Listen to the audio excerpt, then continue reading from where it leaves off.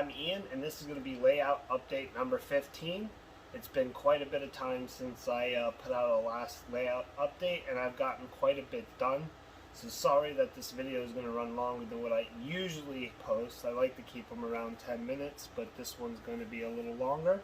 But there's a lot I'd like to go over, and I do have a little how-to in here on how I did the sculptamold, showing just how easy that stuff is to work with. We'll look at some trains running at the end of this video through the newly constructed mountains in the Lehigh gorge area. We'll look at some switches I removed, and I'll tell you why. And we'll also take a look at how I place things sometimes just to get an idea on visualizing what I want for my layout.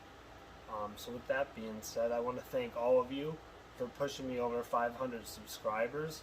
I greatly appreciate all your support, the comments. A lot of you people have helped me out a lot as far as growing the channel, but not only that, growing my skills at working on the layout, because most of everything I'm getting into is new, and a lot of the stuff I've learned is from watching your videos, and I greatly appreciate how great this community is and how nice everyone is sharing how they do things or their opinion on things. Maybe we all don't agree on doing stuff certain ways, but everyone is so supportive in helping one another grow our skills as model railroaders, and I think that's awesome, and I hope everyone continues to be that way, because it's very, very nice to have that kind of supportive community to call upon when you need help. So thank you to everyone, and let's get into the layout update.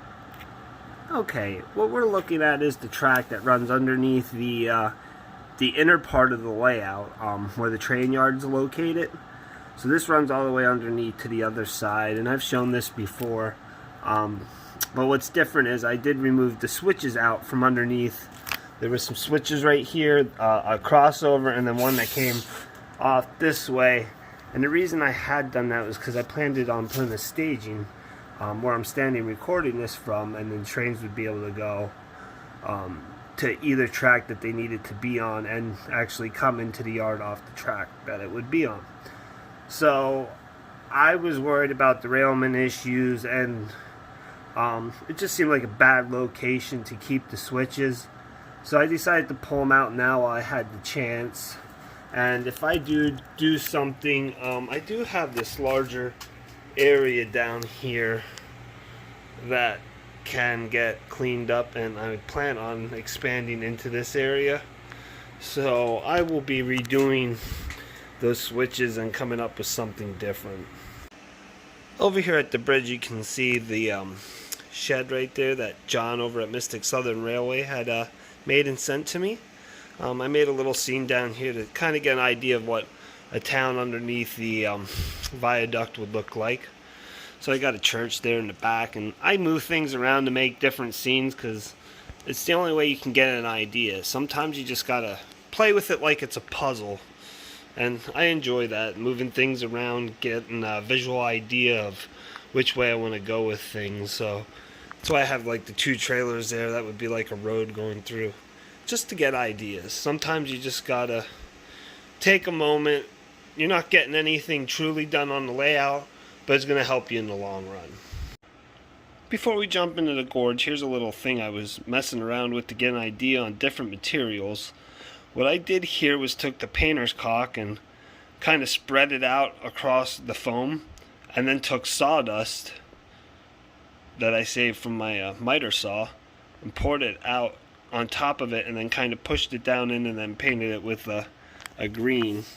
Now that would be too thick for like N scale, but for HO I think that you would get away with that for grass, or maybe like a high weed area. Not sure, but or if you're doing a forest and you just wanted a rough looking terrain on the ground underneath the trees. But that was just a little something I was messing with, and I thought I'd share it. I'm always trying to think of different things I can use to create different looks. And if you have any other If you have any insight on ways that might look good somewhere, drop it in the comment section. Okay, so now we're getting into where most of the work has been happening since the last update. So you can see here I have fastened in all the bridge abutments I made, but that one for now.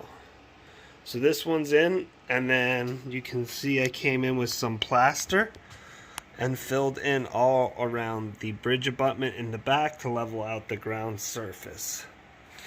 I painted some green in here. That was to help me visualize some things. You can see the rocks that are for the inside of the tunnel there.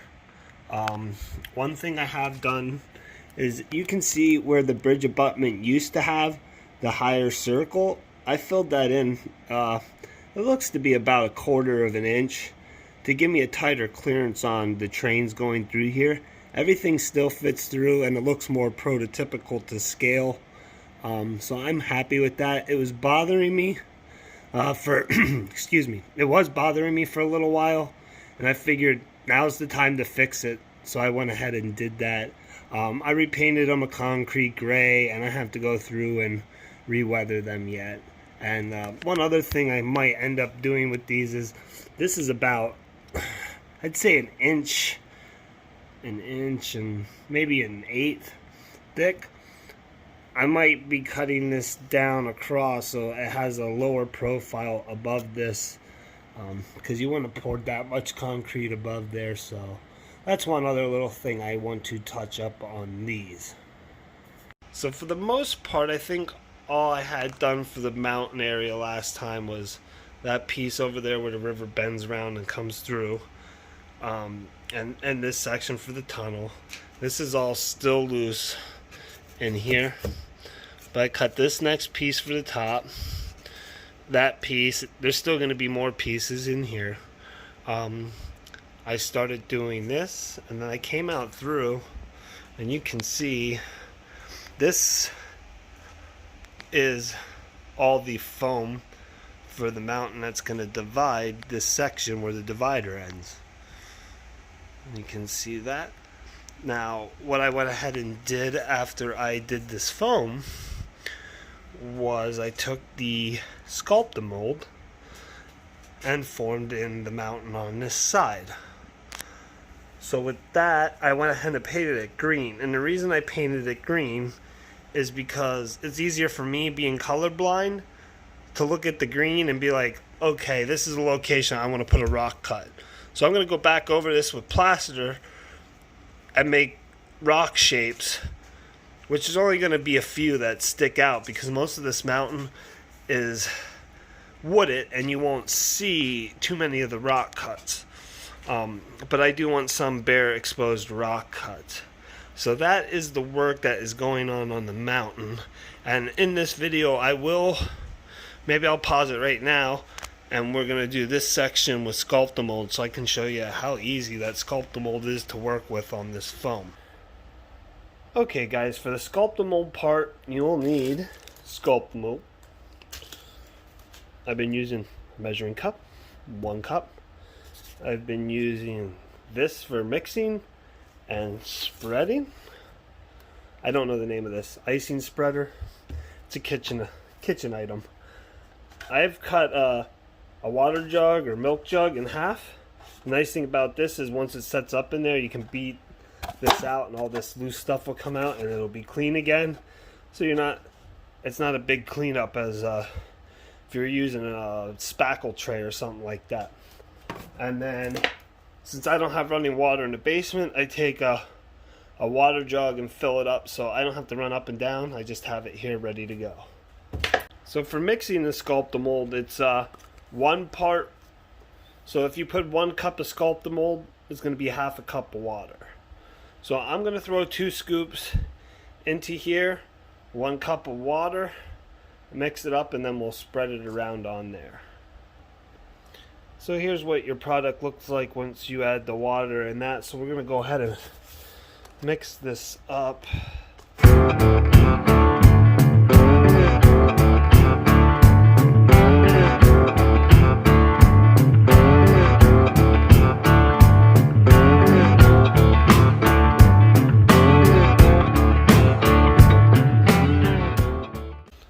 Okay, so there you can see the consistency I got. I used 2 cups of the sculptamold and 1.25 cups of water because I find it a little easier to work with, a little wetter than what they call for.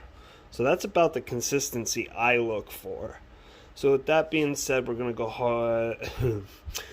ahead and spread this on the mountain.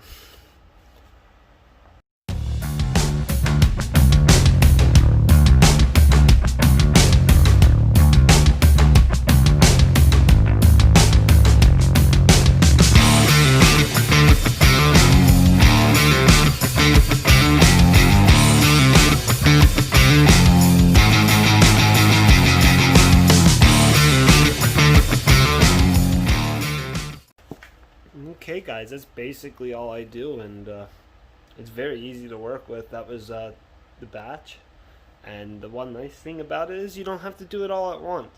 I've been doing a little by little when I get home from work, 1 batch a night, and you can see how easy it was to smooth it into what was already here. And once that's painted in, you'll never notice it was separate batches. So there's just a little bit on sculptamold. I think it's a really easy product to use. I like it better than the plaster, but I wouldn't use this to make rock forms out of. So it's nice for just covering the foam, and I'll use the plaster to form my rock cuts that I want. And that's basically how I've been doing my mountain, and hopefully it'll help you guys out with your layout. Okay, this is the Cotto bridge I customized for crossing the river here coming out of the tunnel.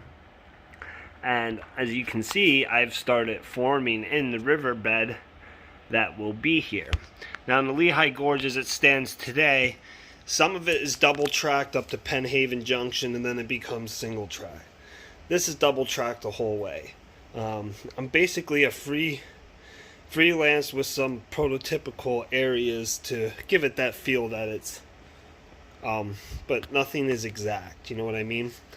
So coming down here, you can see this bridge abutment got filled in close to the top because it's back on this rockier area, and the bike trail is actually going to come in underneath this bridge. So I had said how I wanted to glue the track in and start ballasting in the tunnel. Well, I can't glue the track until this is set how I want it scenery wise, because this bridge got to get glued in between the bridge abutments. So as you come overhead, you can see that the bike trail will come underneath the bridge. It's going to come in front of that bridge abutment.